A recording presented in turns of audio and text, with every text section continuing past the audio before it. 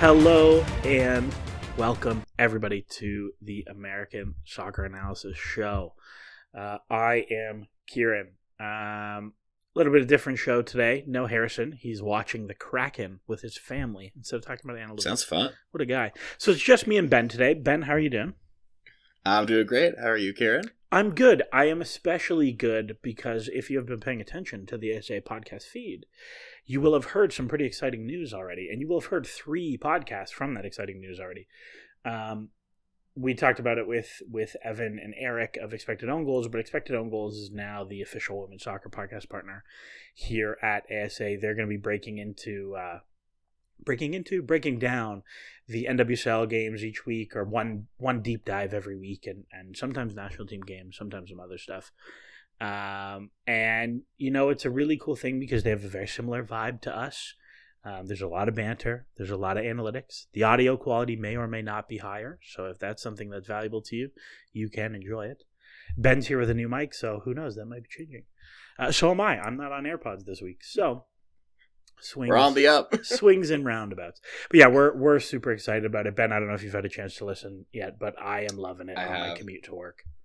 It's been great. I had not been listening to the podcast until we first started, talking with them, and the Gold Cup was going on, so I burned through the Gold Cup, and they're just a great couple of guys to talk about this. They get into the stats, which is something I have not been knowledgeable about. I feel like there hasn't been many resources for that side of the women's game specifically, so it's just great. I'm thrilled. Yeah, and I think that's a really exciting part of it is that ASA is one of the very few places on the internet that you can get really high quality women's soccer data. It's not that abundant, and their podcast is another place where you're going to be able to hear these things and talk about these things. So yeah, we're really excited. But we are not here to talk about NWSL. We are here to talk about MLS. Broso. Yeah. So we're a few weeks into the MLS season. Things are pretty weird. LAFC like always seem bad. That's an interesting one. Cincinnati with no good attacking wingbacks are decidedly less fun. Some of the teams we thought would suck are good. Montreal, very surprising. Montreal, all of Canada. They're turning it up. Vancouver just okay, but maybe. But yeah, it's been an interesting start to the season so far. So the way we're gonna go this week is we're gonna start talking about some of the weird things that have happened so far and how real we think they are, and longer term, kind of like, is there anything wild we want to get off our chest so far? And we'll do a full small sample size theater show kind of in the next, whatever we next record. So Benjamin, I will open the floor to you. Give me your hottest early season prediction. I'm trying to not keep it so hot because there's so many potential takes that are just scorching right now. But I think one that might hold up that I'm pretty confident about is the New York Red Bulls are going to be really good this year. I'm not going to say in the Eastern Conference Championship quite yet, but they have really impressed me. And I think the East might be a little faultier than we thought. So that may give an opening to a team that has their identity already built in and looks like it really has the personnel to execute on it week after week. Yeah, I've quite liked the Red Bull the last few years. Like even the Gerhard Struber like zombie teams by the end were like still analytically quite good, and they have lots of players that I like. I just don't really like. I don't understand where the disconnect has been from the underlying numbers to the real performances, especially on the goal side. Like, there's nothing I look at between like Klimala and Manuel and Van Zier that I'm like, yeah, they should be a not good finisher. Mm-hmm. So that's one half of things. The other half is like, I think that they have very interesting personnel to play lots of different ways. There's a really good follow on Red Bull Twitter. His name, I don't know his real name, but it's like AX on Twitter, and his handle is like A Zenop with an X. But he gets really into the weeds on the analytics stuff for the Red Bulls, and he retweeted something that was like, so far the new manager, whose name I'm forgetting, Schwartz, I think, has tried all 4 things that the last 4 managers have tried in their first 3 games already. And I'm like, oh, that's very interesting. I agree with you, though. I think they're going to be very, very good. I think the biggest part for me is just seeing Emil Forsberg light it up, and He's then real. get slotted into the, and then he could get slotted into the 10 in the last game, and he lights it up again. So I think you have a star, like finally another star in that team that knows the style and can unlock the talents that this team, Red Bulls have always focused on certain kinds of skill sets with the players that they bring in and the players that they develop. So to have a star that can be the center of a team that plays that style so consistently, I think is just going to keep pushing this over. And then to have Lewis Morgan back, I think that was such a huge part of why they felt so shaky last year, or like why those underlying numbers didn't turn to goals in the moments you really want them to turn those expected points into actual points. So I'm just really high on them. I think they're going to be a fun team to watch. I've always thought that this is the way to win consistently in this league. Maybe not win playoffs because it can get a little dicey at the end of the year. But the Red Bulls have been making the playoffs for 15 years in a row now. There's something behind this model. So this might be the year where it finally goes over the top. But you can't say that about this team, so I won't yet. Yeah, historically, I think they have maybe some work to do in the summer still. I think there's a few pieces they're missing. Yeah, definitely fair. I don't. We'll see if they can do it. Yeah, I don't really understand why the partnership of Van Zier and Manuel isn't better. It might be that Van Zier is a racist and doesn't like playing with a black striker. I don't know. But from a pure soccer player perspective, I just don't. I feel like they should be better as a pair than they are. So that's one to keep an eye on. But I back your Red Bull are probably going to be very good support, even after 3 games. My hottest take is that the CCL teams are going to be terrible this year. Or I guess it's not just a regular slump. It's that those teams are actually slumping, all of them. Yeah, and it's not a. How do I phrase this? I think that the way the league has gone this year is that the rosters are somewhat thinner than usual. And I think if you look at the teams who are in CCC, we've seen this in the past where they play Champions League and then they come back to MLS and they rotate heavily and they're bad. These teams aren't rotating and they're coming back and looking bad. And I think Orlando are not good, which is not a total shock. Sorry. But I think you just look at the cohort of all of them. I think they're just all worse. I don't think Philly are as good a team as last year. I understand they're trying to transition away from Alejandro Bedoya, but he's still way better than the 20-year-old kids they're playing. Play him more. And they're not really hitting. Cincinnati sold both of they sold their left wing back. They sold Brandon Vasquez. They don't look that good. Bupenza has not hit yet. They just don't look that great. LAFC look kind of terrible so far. And probably not bringing Vela back.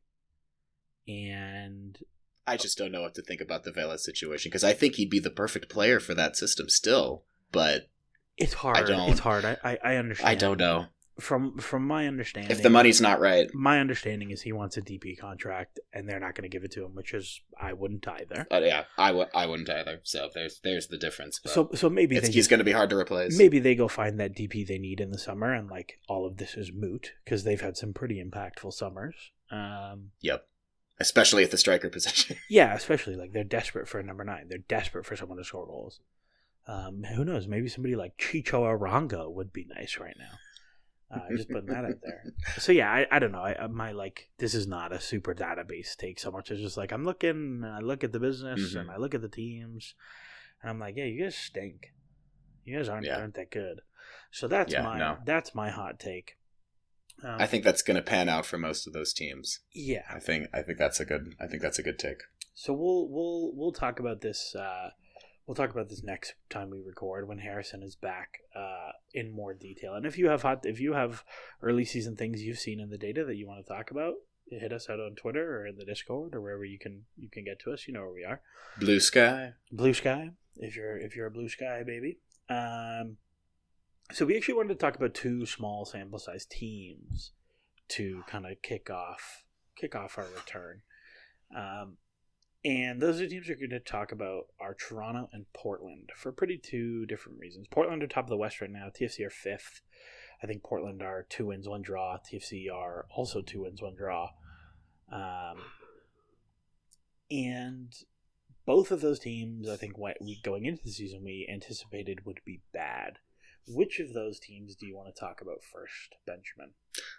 Let's start with Toronto, because I think that's the one I'm most surprised by at this point between the two. I think Portland's interesting, but I'm surprised by Portland. Talk to me about So I think everyone has a shared surprise by the fact that they're more defensively solid than they ever were last year so fast, and the fact that they have their stars brought in. But what I think is interesting to me is how they're using Bernardeschi and Insigne. And they're lining up Bernardeschi as a wide right wing back. But when you look at a passing map, I forget it was the statistical recap I saw on The Athletic that they put up of their passing network. Bernardeschi is not getting on the ball as a wing back. He is one of the most advanced players on the team, at least for the Charlotte game. And he was far and away their most valuable passer on the team and was threading balls to all of the people on the right side. And that's sort of how Insigne's goal was created. You know, he had the pocket of space on the right. I forget exactly if Bernardeschi swung it to him or if there was like a disruption and it dropped to him after that before he just put it in the top corner.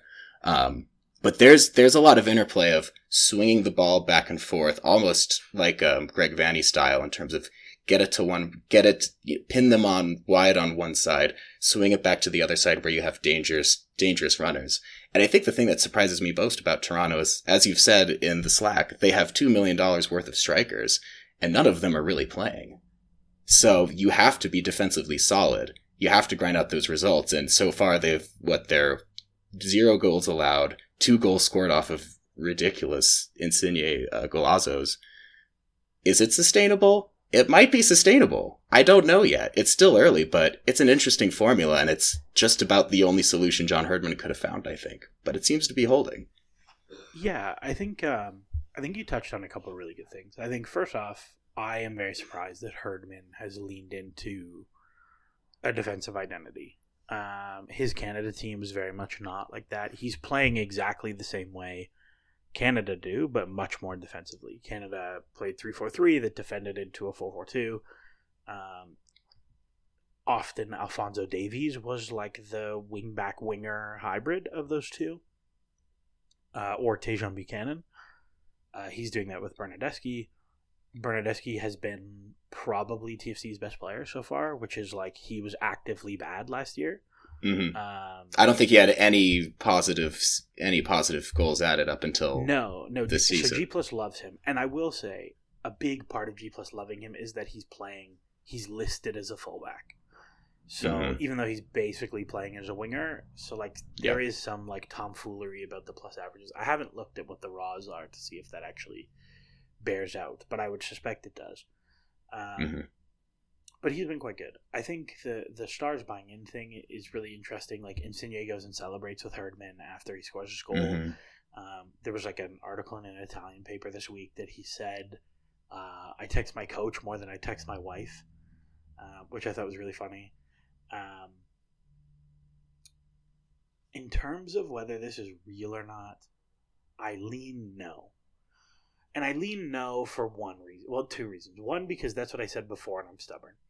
But 2, because if you look at the games, they draw Cincinnati 0-0 in a game that is like 1xG to 0.5 in Cincinnati's favor. And there's some chances in there. And TFC really create nothing. The second game, they win 1-0, 0.7 to 1.8. They lose again. The third game, they win 1-0, 0.5 to 0.9.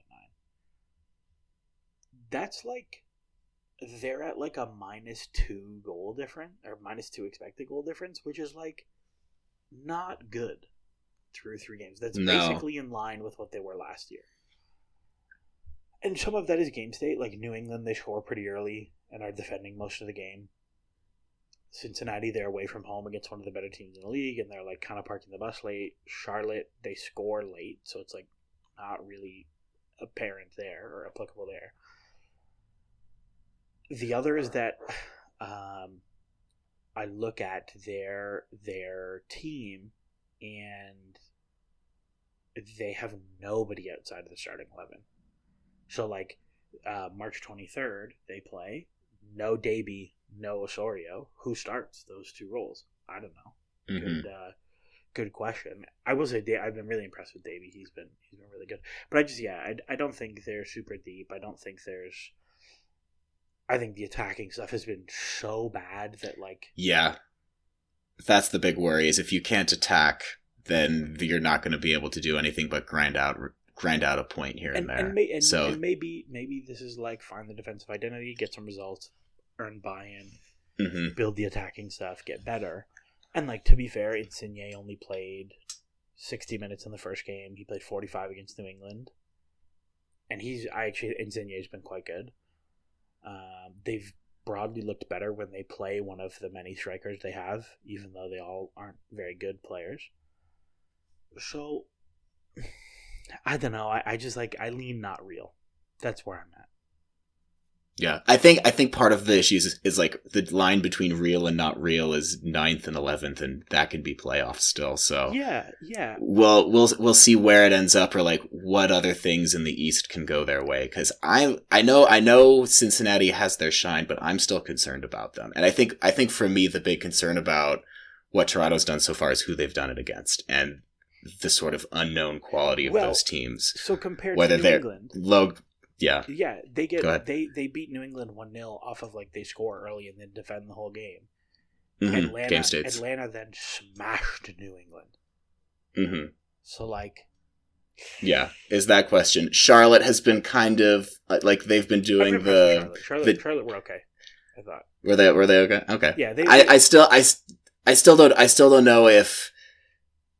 I think they struggled in the attack a lot against Toronto, and I think they let them off the hook a little bit too much. So I don't know if that's for sure. I forget what's their striker's name. I don't know if that comes down to him having Capetti. Yeah, if Capetti just had a really bad day, and that's the reason this was a win and not a draw or even a loss. So he missed a pretty big 1v1 early. Mm-hmm. I've been like quietly a little bit impressed for Charlotte. Like their press looked really good against New York City. Their press looked pretty good against New York City. Yeah, who have not looked good, Mr. Nick Cushing. I really don't have that much else to say because I'm going to say like sample size, but like I don't think I will. Okay, I'll say this. This podcast is going to come out Thursday, so I think I can say this. Latif Blessing is not a TFC player anymore. He's getting traded this week for allocation money.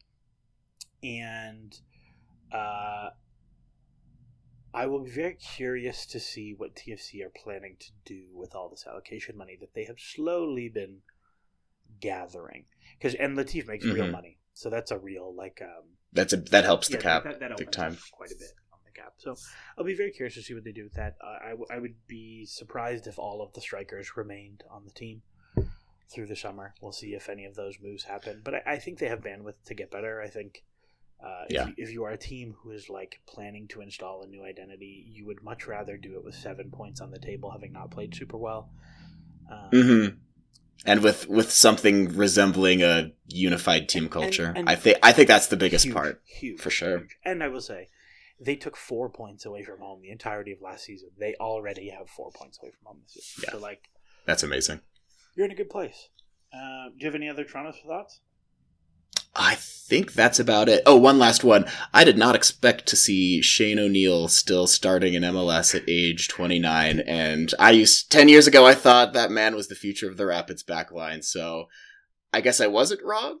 I feel a little vindicated. Shane O'Neill as the overlapping outside right center back? Is that you didn't see coming? I'm so confused at what he's doing. Actually, I've been quite impressed with Kevin Long, the other guy who's been playing in the middle of three. I thought he's looked really good so far, and I was actually fairly critical of them signing a 33-year-old.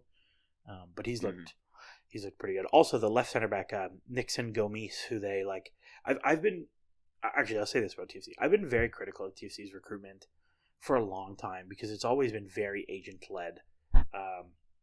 Even when they had like one of the league's best analytics staffs, like as far as I'm aware, Devin was not super involved with recruitment, and you can see in the players that they brought in, like they brought in a lot of weird players. And now that he's left the club, it's especially true that he has not been involved in recruitment. And it has been a lot of, like, as Bill Manning said, look up transfer market, see what Italians we can get. And Nixon Gomes was a trialist from Sheffield United who went on loan to the Belgian U23 leagues and didn't play. And he looks really good. He came in, I guess, had a good preseason. I don't know. We didn't see the game. But he's looked really good through 2 games as like a marauding left center back. So I'll give them a pat on the back for finding real talent and not just doing the agent thing. And I think Bill Manning gets a little credit for hiring a general manager because I think that's probably helping what you're talking about. Yeah, Jason Hernandez has done an okay job so far. I'll give him a passing grade. Bob Bradley GM, maybe not. Which somebody on TFC Reddit was like, "Can you imagine Insigne jumping into Bob Bradley's arms?" And somebody replied to the comment saying, "I can't imagine Michael Bradley jumping into Bob Bradley's arms." I was like, "That's really good." Oh man.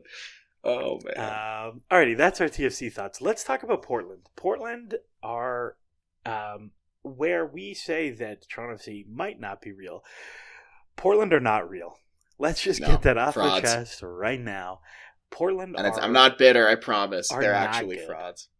They scored 4 goals from half an expected goal against Colorado. I didn't watch that one. Was that a Zach Steffen horror show? Is that what happened there? So I didn't actually have the season pass quite yet. So I mercifully didn't watch that one live. In the highlights, it was some bad defending that I think made the XG look a little worse than it actually was, but it also wasn't anything to do with how Portland were playing. These were like individual defensive errors on a lot of those plays.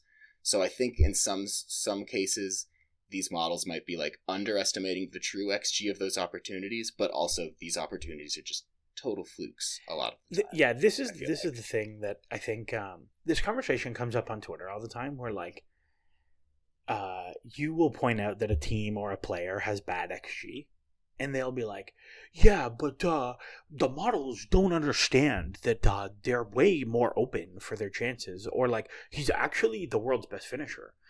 And you're like, okay, great. Tell me how much better the chance you think is because they're so open or because he's such a good finisher. And they're like 25%.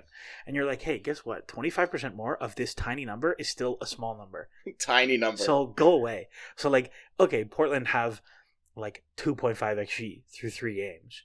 Or whatever 1 point. No, 2. I guess it'd be more like 4. 3. They're still 2.3. They're still on generous if we're talking about this like model estimation. They're on 8 goals on 4 XG. They're tops. Like even so Portland have 1.7 plus, they have 2.2 XG through 3 games. Let's be really kind and call it 3. You have 3 XG in 3 games. That's awful. That's not good. Let's go the other way. They have conceded 4.5 XG in 3 games. That's like, so that's a game of 1.5 XG versus 1 XG, which is not good. Close to relegation in a lot of European leagues. Team. That is you finishing with a minus 17 expected goal difference. That's awful. And you played 2 of those games at home against what is projected to be 2 of the worst teams in the league. Yep.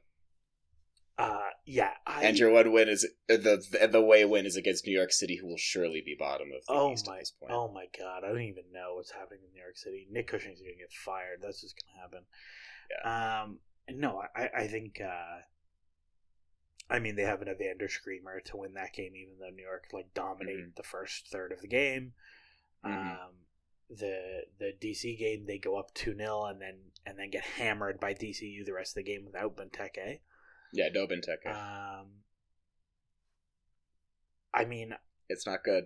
Like, to me, there's just not much there. Like, they signed this striker from Mexico, who I don't really know anything about. and I feel like this happens every year, that Portland are like, we just need a 9. We need the new Fernando Adi. And every year they spend $7 million on a striker who's not good 6 months later. Mm-hmm. There's nothing I can see, like, from watching that I'm like, well, tactically they're like building blocks. Like, I think they'll be better than last year just off the basis of, like, Crepeau is better than David Bingham. Mm-hmm. Yeah, Yazvac I think there's marginal improvements. But I think, again, you come back to the tactics where, I mean, it still feels like a Portland team. We never really saw much of a tactical identity from Phil Neville when he was in Miami, and we're back to another identityless Portland team. No, you know what? I will actually disagree with you here. Where, like, Okay. I think Phil Neville did an okay job in Miami. Where, like, I think he did a good job, but I don't think it was based on tactical identity. No, I think, like, he had, like, his diamond thing, and, like, okay, it was like running and pressing, and, like, we're gonna, like, play with the two strikers, and, like, I think there were, like, actual things going on there where, like, mm-hmm. given the talent pre-Messi, I think they were not terrible. Like, if the whole, like, Messi, Busquets, Suarez, Alba, everybody coming in hadn't happened, I think it would be harsh for him to lose his job. Purely from a soccer perspective. Everything else, whatever. Mm. I do not feel this way about Portland so far. There's nothing that I see that I'm like, oh, it's a 4-2-3-1, and they're doing these interesting rotations to, like, unlock. And you've got the false 9. No, like, that's not what I see. Like, they're just playing a 4-2-3-1, and Dyron Espirito is running the channels, and, like, okay.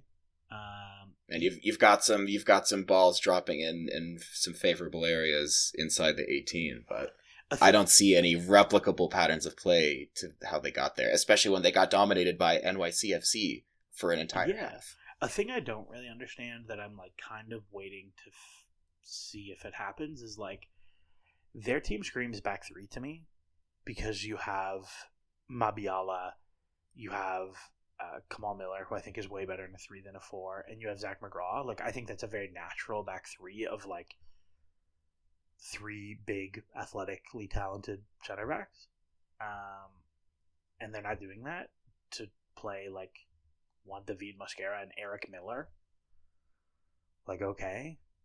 Yeah. I don't really know what's going on there. But my small sample size take is that they are not good, and I don't see playoffs for them. We'll come back to earth. No, I don't think so either. But and this is a big but, a Kardashian-sized but. They have 7 points on the table. So, like, when we're talking about playoff projections, and we're talking about, like, the line to make playoffs. Yeah, the line is like 43 points. You're already a fifth of the way there. Of the way. Through 10% of the game. So, like, you can lose 3 games in a row, and it doesn't really affect your... Like, you're fine. You're back to neutral. So I think this like... I think sometimes in the analytics community we're very quick to dismiss, like, early season results in that, like, there's no sample size in these games after these first 5, 6, 7, 8 games, but, like, you can come to a point where you are St. Louis or Austin, and you've put enough points on the board that even if you regress hard the back half of the season, you still have a home playoff game.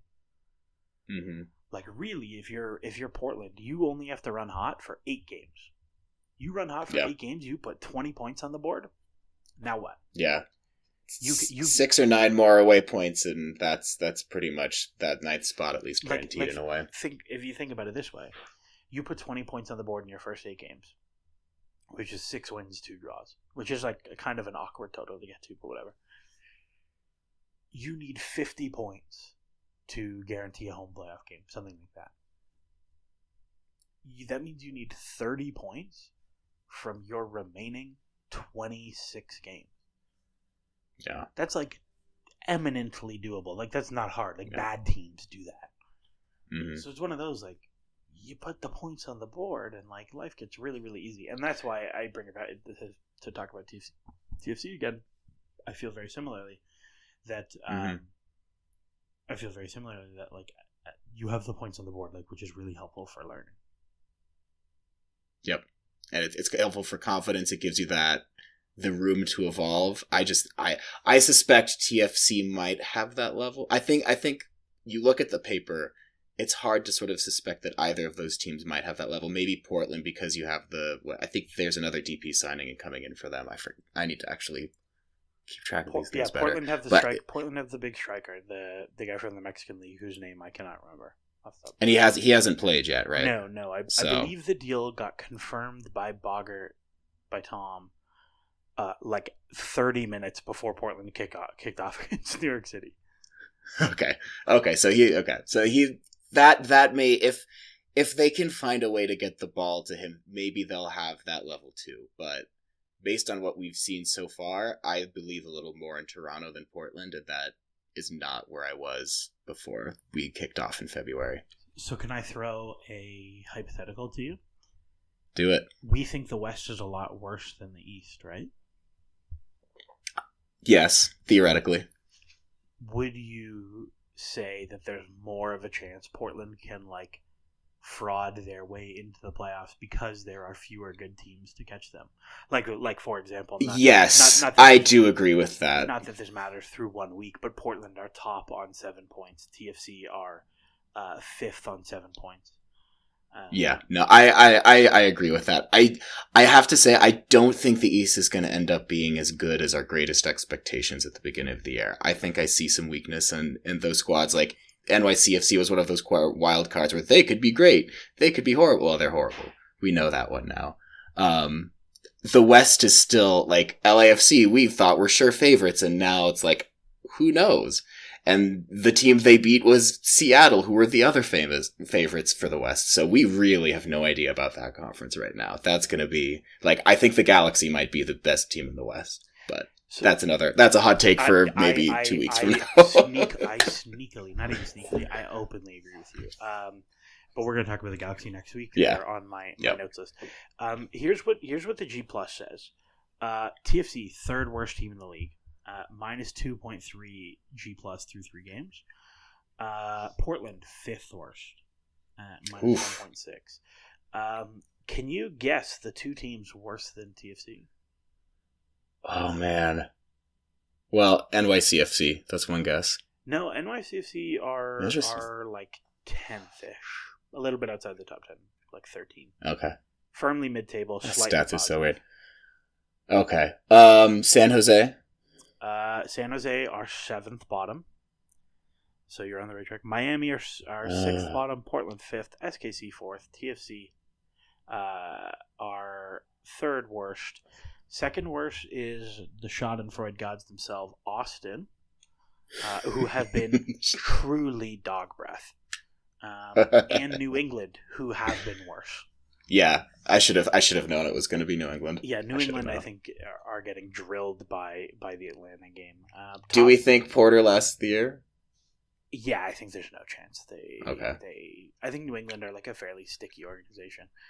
That's fair. Maybe fire him in the summer or fire him at the end of the year, but I think he will do the but it's a passing system. You've been a counterattacking team. We need time. Mm-hmm. You gotta let it get together and gel.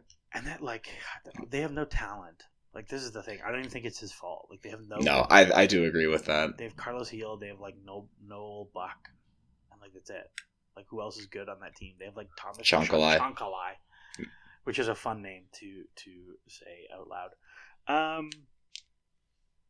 All right. That's... I don't really have any other super hot takes that I don't want to save for when we are a completed triumvirate.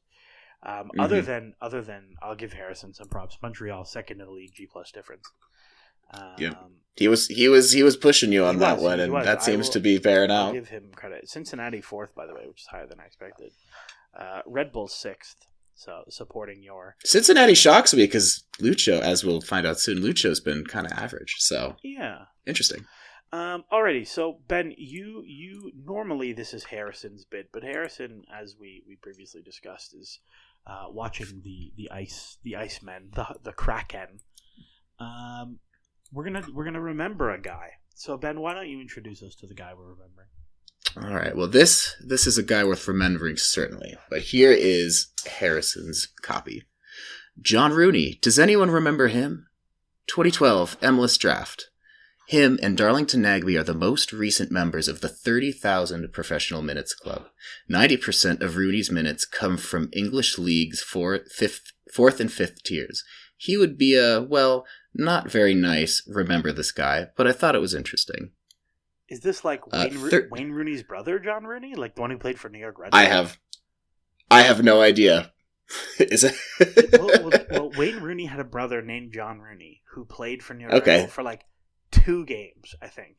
This sounds like it, because then I imagine Wayne Rooney's brother would get some run in the lower English divisions. So I'll bet you're right with that. Okay, all right, that's not. But John Rooney went on trial with Derby County and Huddersfield Town, didn't make it, so he went on trial to Seattle and Portland, and then I didn't know this was a thing, but entered the draft in 2011 as a 21-year-old. And he played in the combine. He was a second-round pick to the Red Bull. He played 5 games, and then he got waived. And then he played for Orlando in USL, and then he went back to England. I did not know that he was a draft pick, because that doesn't make much sense to me, because I assume he didn't go to college. American college or any college. I imagine he qualified as an amateur somehow. Is that a thing? I have no idea. Does somebody... Okay, I have no idea. knows more about the rules of the Super Draft, does that mean like I could enter as a 28-year-old now? I do know Canadian... I don't recommend it, my friend. I do know that Canadian university players can apply to be in the draft. This is a thing I am aware of. It's happened once that there was a guy from the East Coast who was in the draft pool. He was not selected. Hey, MLS teams, if anyone wants a 28-year-old with a graduate degree who played soccer 5 years ago but did sign up for a men's league team, I am available for the low price of a veteran minimum contract. John Rooney, that's a guy. That was actually not his guy. That was a very long, elaborate stuff of the guy that you're supposed to check. So wait, who's this guy then? All right, we're halfway through the lead-in.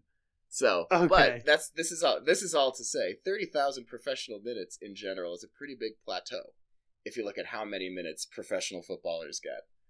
So, I guess Harrison would guess that most starters have between 15 and 20,000, so this is a pretty big number. But imagine 40,000. So there are 3 players that have hit 40,000 MLS. What is going minutes. on? I think he just wanted to remember a lot of guys. Okay. There's only one who's eclipsed 50,000. Unsurprisingly, that's Michael Bradley. The other 2 players are Brad Guzan and whom? So this player has 40,000 pro minutes? Yep. Mostly in MLS? Yes, I think entirely in MLS. 40,000 pro minutes entirely in MLS. So this has to be like... Yep. It either has to be a goalkeeper who played for a long time. Or... Oh, you know who the player is. Oh, yeah, he told it to me. See. I'm quizzing you. Okay. Well, my gut says Brad Friedel, because I think he has the Premier League appearance record. Ooh. That was good. That's a good guess, but it is not. You are warm. He is a member of the union. I'll give you one more guess. It's not Tim Howard. Tim Howard's too nope. big a name. Too much time in Europe. So it's a goalkeeper is it like Matt Reese? No. That's your last guess. It's Nick Raimondo. Oh, that would have been my next guess. Would have been Nick Raimondo. Yep. Nick Raimondo. That was me too. That was guess number 3 for me. You know what? My favorite thing about Nick Raimondo is that Athletic article about him saving penalties. Because that article spurred so much discussion in ASA, where that article kicked off. Elliot looking at the Bay's penalty stuff was a result of that article, where we were like, oh, is Nick Raimondo actually a better penalty saver than expected? And the answer is overwhelmingly yes. It kicked off Paul Harvey, who in internal discussions has looked at whether height is actually an impactful evaluator of goalkeeper shot stopping ability. The answer is mostly no. Nick Raimondo turned up in mine and Mike Ambrogio's Bayesian goalkeeper analysis. Nick Raimondo is a stats king, a short king and a stat king. Yeah, absolute ASA quantitative legend. What is Nick Raimondo doing these days? Like, do we think he's coaching? Do we know? I bet he's chilling. I bet you Nick Armando like has a farm in yeah, that sounds in about right. California, and that's it, right? And he just chills on his farm.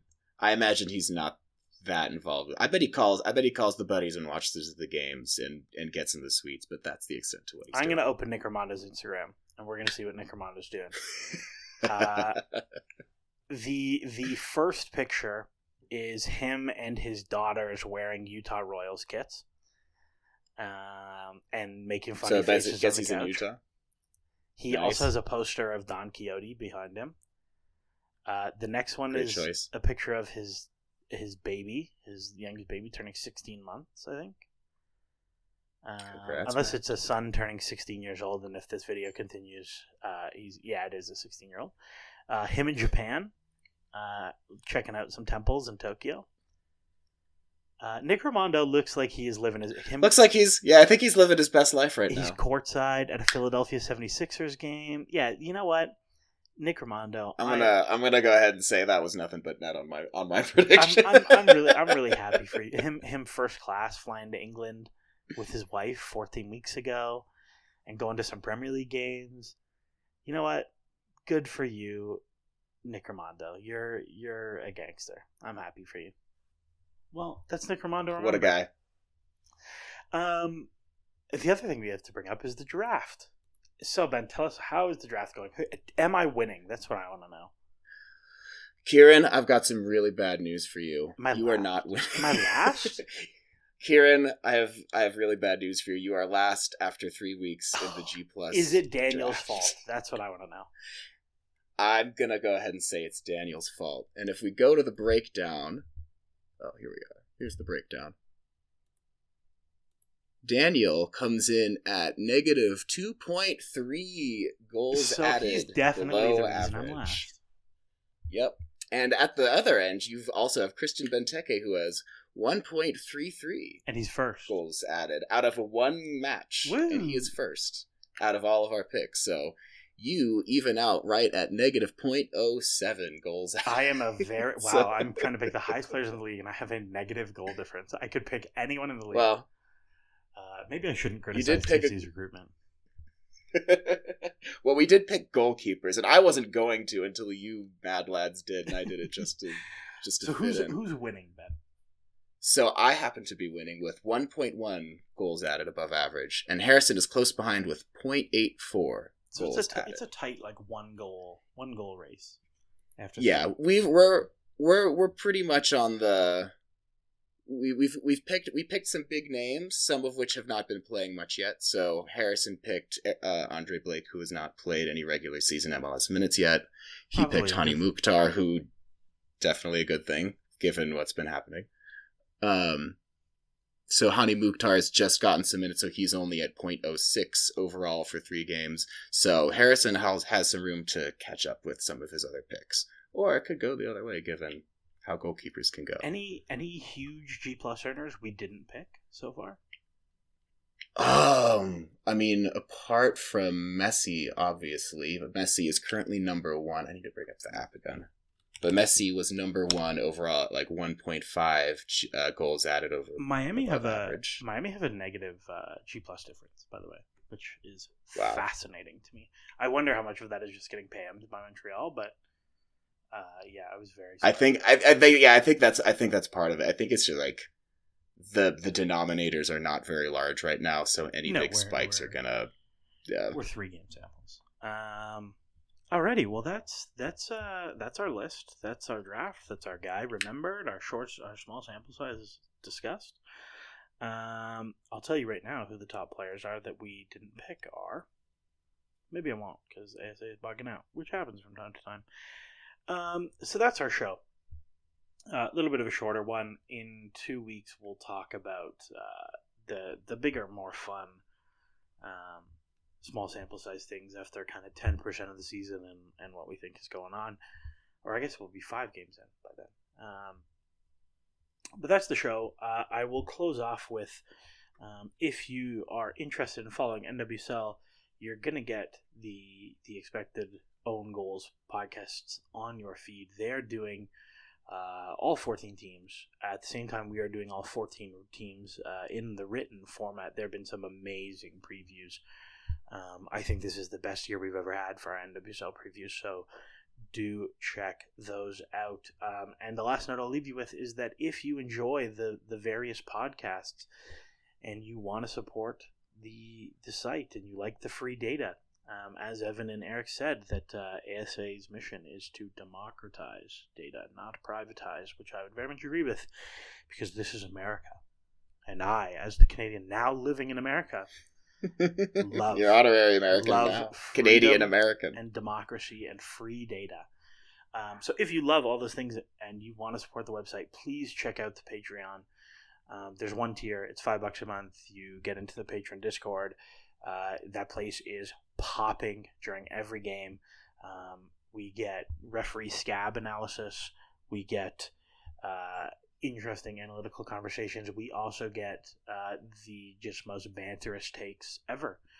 I think this week people were discussing mostly scab referees and their various healing properties as scabs. But yeah, check out the Patreon Discord. Ben, anything from you before we take off? No, I think that's it. Thanks for listening, folks. Alrighty, we will see you in 2 weeks. Go Kraken.